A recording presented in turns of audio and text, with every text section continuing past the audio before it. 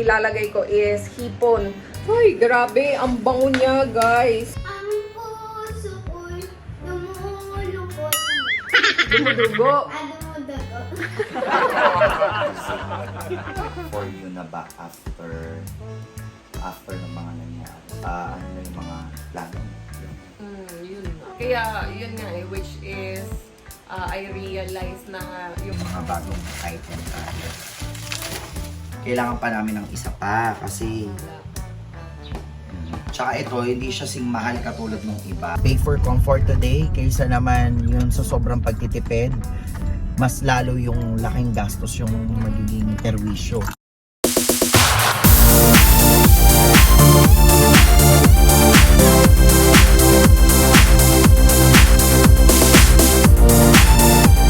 Guys, may anak na siya.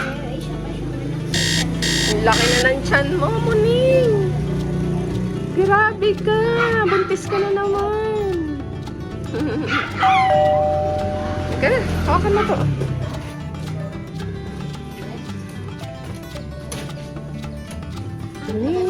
Opo, ang init. Grabe.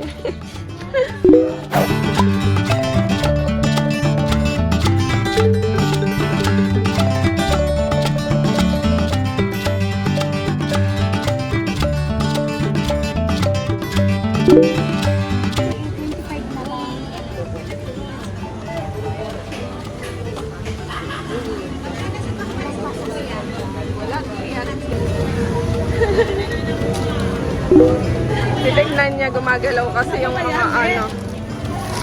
Good morning, ate. Panganay. Tangkad, no?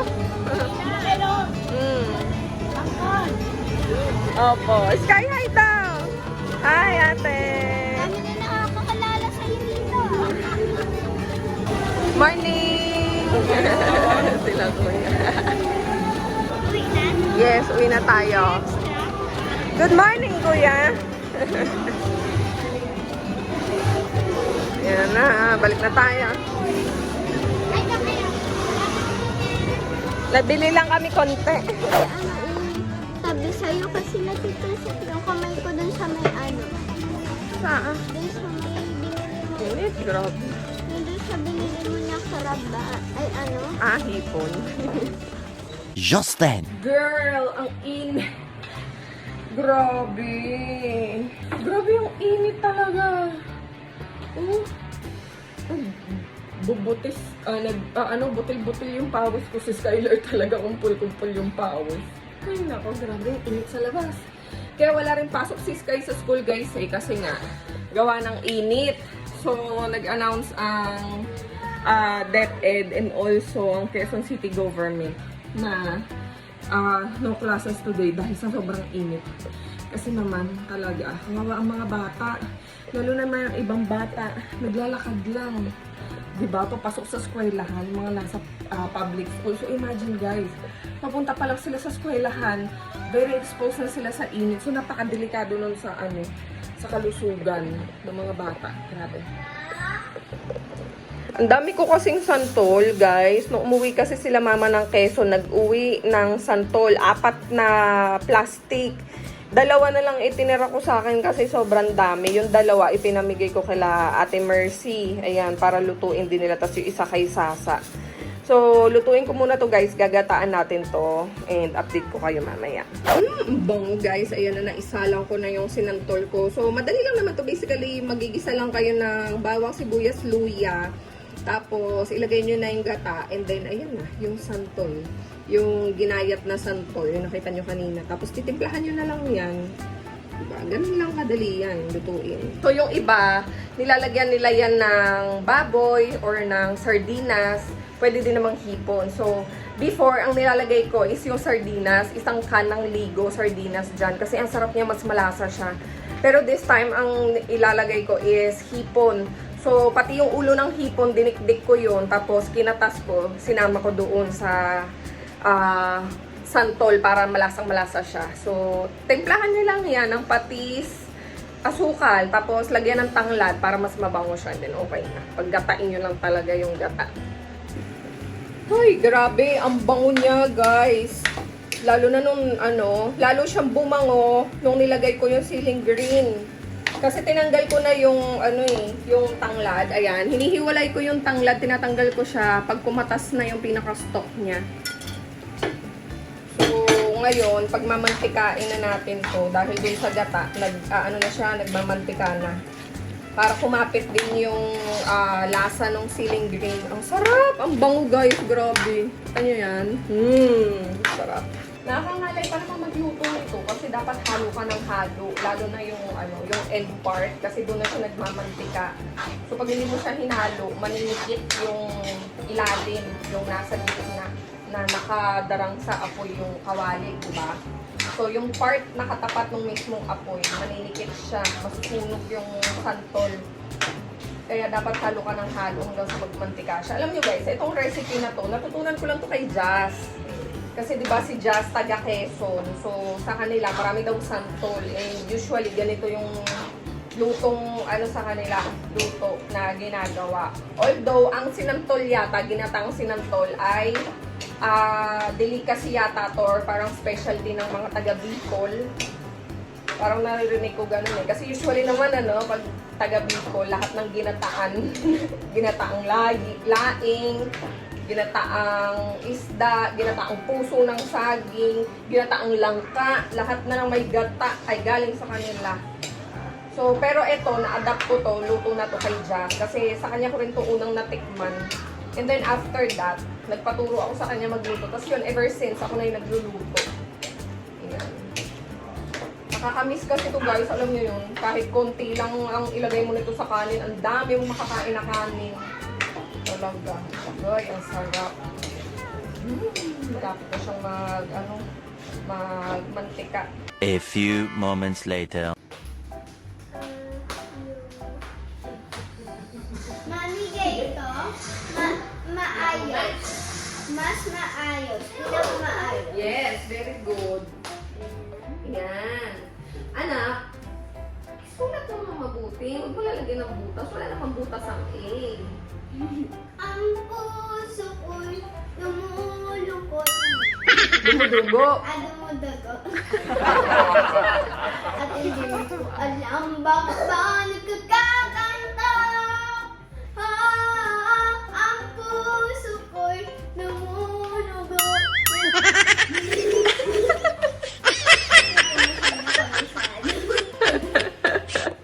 Ang bilis ng oras.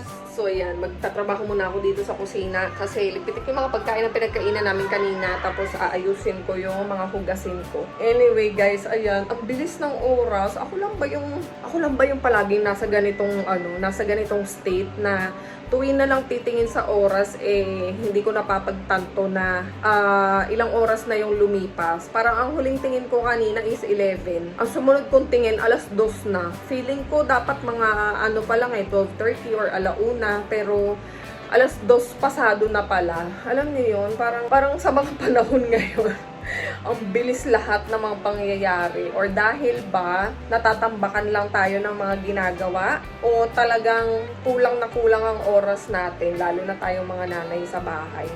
Alam niyo yun guys, grabe.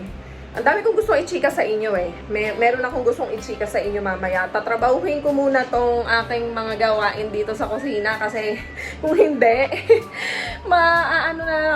matatabunan na naman ako ng oras. Wala pa akong nagagawa. Later, pag nakasettle down na ako, may i-chika ako sa inyo. 2 hours later. Kakatapos ko lang maligo mga Ningskis. Nagkulay ako ng hair. Kaya baka magtaka kayo bakit pink na naman yung hair ko kasi gumamit ako ng shampoo. Ito yung ginagawa ko sa hair ko pag ayoko pang magpunta sa salon para magpa-retouch. Pero since ang haba na nung regrowth ko at saka na-wash out na talaga yung color dahil nga nag-fade talaga siya over time, ang ginagawa ko is gumagamit ako ng tinted shampoo. So, ito yung gamit ko, Punkish Pink Shampoo na Royd yung brand niya. Nabili to sa Japan. Available siya sa Don Quixote, ayan. Pero syempre, dapat yung buhok nyo is galing siya sa blonde na kulay para kumapit siya. Pagkatapos ko mag-blower, ipapakita ko sa inyo guys yung kinalabasan niya para makita niyo yung difference. Diba? Ayan na siya guys. Hindi siya ganoon ka-pink katulad ng pinapagawa ko sa salon. Pero, pink na rin naman siya. Tinted shampoo lang yan, guys. And tumatagal din yan kung gaano din katagal na parang nagpakulay ka sa salon. So, worth it na worth it. Mura lang to, less than 1,000 pesos. Ayan. Since meron pa naman akong time, mga Ningskis, gusto kong mag-rest muna dito sa taas. Habang may ichishika ko sa inyo. Sabi ko, may ichichika ako sa kanila habang may time pa ako. Kasi mamaya pa naman ako may gagawin. Tsaka yung mga damit, okay lang yan. Diyan muna. Diyan muna yung mga damit. Ayun nga. Since, di ba nga, sabi ko sa inyo, yesterday... Wala man yung tuwalya, hindi naman yung sinabit. Sorry, hindi pa ako tapos kasi. Nagre-relax pa lang ako. Since nga nung sunod-sunod na araw na sobrang busy tayo, no? Ngayon, parang kagabi pa lang ako nakakapag-isip talaga ng mga susunod na move, ganyan. So, What is it for you na ba after ng mga nangyari? Ano na ba yung susunod? Ano na yung mga parang plano? yun na. Life goes on. Life goes on na tayo, guys, since naisettle naman na namin si Kuya. Hindi ko man pinaalam talaga kay Mama Toyang, pero somehow sa akin, di ba, parang nandun na din kami ni Mama Toyang sa next chapter na kami na lang dalawa ni Kuya Victor ang anak niya. Kumbaga, dito sa family namin, 3 na lang pala kaming De Los Trinos. So dati, 5 kayo ng... Oo, 5, no? Oo. Ani. Kasi, si Daddy kasi, bata pa ako noon namatay si Daddy. Mga 6 years old ako, 7 years. Kami na lang talaga. Si Mama, si Kuya Boy, si Kuya John, tapos si Kuya Victor, yan. 4 kami. 5 pala kami. Ganyan. Tapos namatay nga yung panganay na kapatid, si Kuya Boy. Tapos hanggang sa 3 na lang kaming mga anak na mag-aalaga kay Mama at aalalay sa kanya. Kami na lang 3. Tapos, Pero technically, 2 na lang din naman talaga kayo kasi si Kuya nga, John. namatay na din yung yung kapatid kong isa. Hindi, ibig sabihin kahit nandiyan naman si Kuya John noon, 2 lang naman talaga kayo ni Kuya Victor. Na Magkatuwang talaga. magkatuwang kay Mama, no? Actually, kasi hindi Pero ko iba naman kasi talaga siya yung, able. pero iba talaga yung feeling kasi pag alam mo sa sarili mo na 2 na lang kayo eh. Kasi iba yung thought na, di ba kasi nandiyan lang naman si Kuya John. Pero yung realization na, shucks, 2 na lang pala talaga kami. Kaya, yun nga which is, I realized na yung bahay namin sa Bulacan, na talagang once and for all, kailangan mag-decide na talaga kami ng as in decision na talaga kung ano yung gagawin namin doon. And yun nga, nung nag-usap kami ni Kuya Victor nung nakaraan, na yung bahay nga is either ibenta or ipapalis.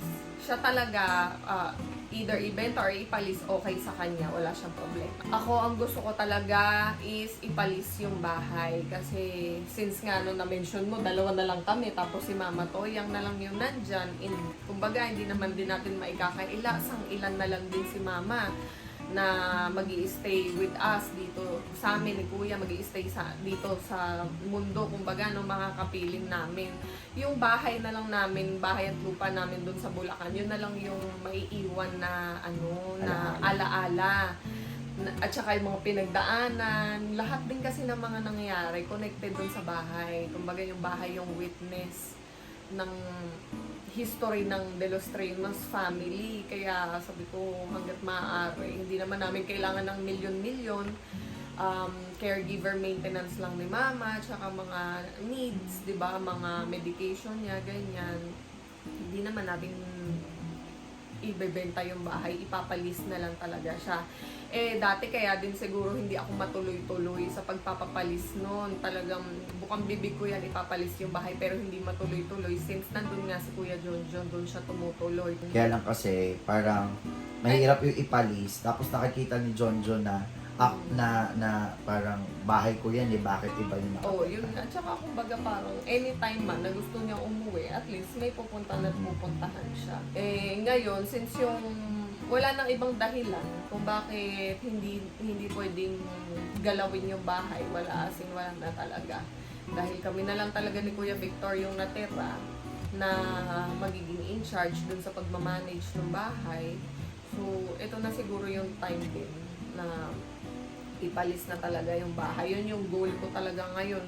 Dapat nga, nung nakaraan ko pa yung pupuntahan, di ba? Nakita nyo, na-flatan naman ako ng gulong, tapos sunod-sunod yung nangyari. Parang ano din, ano, Hindi inaadya. hindi inaadya. Dapat talaga matuto tayong makiramdamin sa mga Bagay-bagay. bagay-bagay na nangyayari sa paligid natin. So, ngayon, ayan, pag-uusapan namin ni Jet, kailangan i-schedule namin yung pag-uwi sa Bulacan kasi ipa-finalize yung pipicturan, tapos magdidikit ng mga tarp, ganyan, para ma-settle na rin yung bahay doon. Kaya, ano, Nood kayo din ng vlogs nila Kuya Victor kasi sila may sarili din silang buhay doon eh. Pero bilang ang may nanay pa sila dito sa Pilipinas, mahirap. syempre mahirap din yung kung ano yung position nila doon, hindi sila physically present para kay mama. So iba din yung struggle nila na pinagdadaanan doon. Kaya bisitahin nyo na lang yung vlog nila para makilala nyo din kung ano yung mga pinagdadaanan nila. I guess, life goes on. Talagang, hindi tayo pwede magmukmok. Hindi rin naman tayo pwedeng, ano na, tunganga Tulala. or kumbaga parang magmo-mourn pa rin tayo in our own way. Katulad yung mga days na syempre mapapaisip ka. Hindi rin naman pwedeng titigil ang lahat ng Oo, bagay. kasi merong mga pangyayari na hindi mo na maibabalik. Wala na, kahit anong kumbaga kahit anong mapansin mo ngayon na pagkukulang mo na sana pala ginawa ko to noon, na sana pala sinubukan ko to, bakit kaya hindi ganito yung nangyari, ganyan, wala na maibabalik. And ang tangi mo na lang magagawa is yung mga kilos na gagawin mo ngayon is for the future na maging mas mabuti yung ano Mga niya, bagay. yung mga bagay para yung magiging result niya in the future mas maging enjoyable for everyone. Excited ako guys kasi may mga dumating na delivery galing sa Shopee. Yes, ito na. So, may mga bagong item tayo. Since, nasaan yung isa? Very gamit na gamit sa amin to. Itong tripod na to kasi ano siya, heavy duty. Tapos pwede pa tong Ay, sorry, umuga. heavy duty. Tapos pwede na tong ano. Pero nga to, ihampas sa tao. Ano siya? Solid siya. Ang Solid ganda ng siya. quality. Oo. Ang Pwede pangalan- nga siyang ihampas Ang actually. pangalan niya si Ulanzi. Kasi nag-vlog, nag-stand-alone videos kami ngayon. Kailangan pa namin ng isa pa kasi especially right now, dalawa yung ginagawa namin landscape at saka portrait. Yeah, so isa pang ganito. Ay, ito. O, diba? Ganyan mo. Yan, ganyan siya. Pwedeng Ganyan. ganyan, pwedeng malapitan, pwedeng Very ganon. sturdy. Oo. Pwedeng ganyan, ito talagang malapit. Diba? So hindi ka na mahihirapan. Pwede rin siya matayo, napakahaba niya. Oh. Haba niya guys, so diba? So, dalawa na to. Pwede na tong pang sa landscape, sa portrait. Tapos may binili kami. So naalala niyo dati ang gamit namin kasi na pailaw ng bayan ay itong ring light namin na 20 kopong Mas matanda pa kay Skyler. Oo, yan. So, ito yung ring light nung nagme-makeup videos pa si, si Nina. Ito yung gamit namin. So, yan, no? Mahal pa nito, 5,000 nung araw. Tapos, Oo, almost 6. Mm-mm. 5'5". 5'5". Mahal sa Pasay. pero maganda to, pang ano yung... Ngayon, dahil nga mas Dalawa na sila. nag-upgrade kami ngayon, kumuha ako ng isa pa. Napakaganda nito guys. Ito ay parang light box. Ang light box na to nasa 1,500 or 1,300. Ito, malaki. Tapos bumili ako ng smaller ones. Ito nasa 1,100. Around Around 1,100. Yan yung size. Kita lang natin kung gaano ito kaganda. Yan. Yan. Yan. Ganyan siya kaliwanag. O, diba? Tingnan mo, ang ganda ng Effect diba? niya. Ganyan. Sige. Pag wala. Mhm. Iba-iba kasi siya. Yung, Kasi na yung hindi, control. ito pwede yung on off lang. Ayan. May control pa yan. Kasama. May remote control. Remote control siya. Ayan. Ito yung white. White. Ayan. Tsaka ito, hindi siya sing mahal katulad ng iba. So, nakuha lang namin yan. LED na. LED na rin. So, okay na okay. Pag interested kayo, yan. I-link na lang ni Nina. Check yung Instagram niya kasi nandun din minsan yung mga... Oo, sa iba kasi ang mahal guys. So, Yung yan, no? ibihan kong shop, ang bilis nilang pinadala. Yung dalawa na. So, yun. Ito naman nasa 700. 799. Diba? Very compact. Yan siya. Work muna tayo today. Grabe, mag-ingat kayo sa init. Alam nyo, guys, pumapalo ng 42. Grabe yung init. Grabe yung init ngayon, di makatarungan. Pero, I mean, we really have to be careful, especially dahil nga sa heat stroke. Kaya, ano tayo ngayon, be careful, magdala ng payong. Kung kaya yung maligo sa isang araw ng 3, gawin ninyo. Ako, dalawang beses na ako naligo. Then, di bali na magbayad kayo ng kuryente, kaysa naman mag-hospital kayo, mas malaki babayaran nyo. Yun yung lagi ko sinasabi na yung you can pay for comfort today, kaysa naman yung sa sobrang pagtitipid, mas lalo yung laking gastos yung magiging perwisyo. So, I would rather choose the first one. Punta tayo nga ng BGC kasi may event. After ng event, doon din sa BGC yung work ko. Diretso work din yon. Kaya, ano tayo ngayon? Kumbaga, lagarista tayo today. Kaya samahan nyo ako. Alam nyo, sa totoo lang, kahit na may mga pinagdadaanan kami ngayon or may mga struggles kami along the way, we don't have any choice. But, you know, sabi nga nila, life must go on. It shouldn't stop. Kasi kahit ano naman yung problema dumarating sa atin, yung mga struggles naman na yan, hindi rin naman pa rin naman mawawala yan. Kahit tumigil ka ngayon, kahit magmukmuk ka ngayon, okay lang naman yung magmukmuk, guys. I'm not invalidating, no? Importante pa rin yan na binibigyan nyo ng oras ang bawat emosyon na inyong nararamdaman. Hindi rin kasi maganda yung tinatakbuhan. Hindi rin naman yung maganda yung tinatambayan. So you have to have a strike balance between emotion and what you really need to do at the moment. So kami ngayon nins, tapos na kami doon sa mga pagwawalwal walwal moment. So kami ngayon, nandito kami ngayon sa pagpo-produce, paggalaw, sa pagkilos. So yun naman ang kailangan, yun ang mas importante talaga at the moment.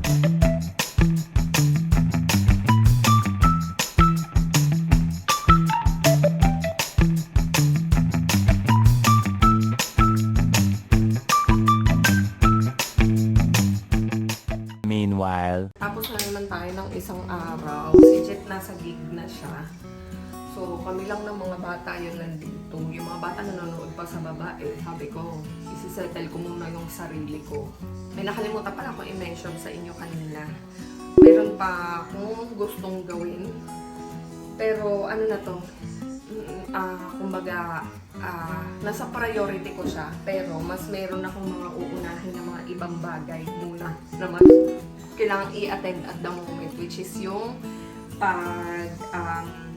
hahanap ng columbarium na paglalagyan kay Kuya Jonjon para doon siya ilagay. Hindi kasi siya pwedeng nandito sa bahay, guys. The dead cannot coexist with the living. Yan yung turo sa Catholic Church. So, yun lang, guys. Sana makahanap ako ng columbarium talaga na malapit lang din sa O, sige. Lika na, isip na tayo. Akyat na. So, sige, sabihin mo kay Sky, mag-ready na, matutulog na tayo. Thank you so much, guys, for watching. Maraming salamat. See you again on the next video.